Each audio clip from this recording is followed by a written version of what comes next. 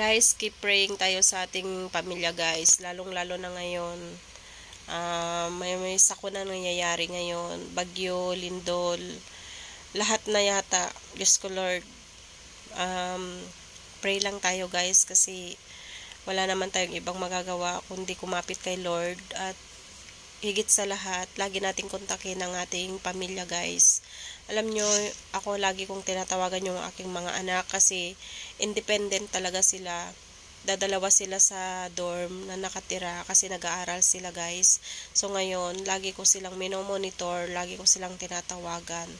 Hanggat mayroon kayong oras na tawagan ninyo ang inyong pamilya, mga anak, asawa, or nanay, tatay ninyo guys, gawin ninyo kasi alam nyo, hindi talaga natin hawak ang oras, hindi natin hawak ang panahon, hindi natin alam kung kailan tayo talaga na magkakaroon ng mga ganitong unos.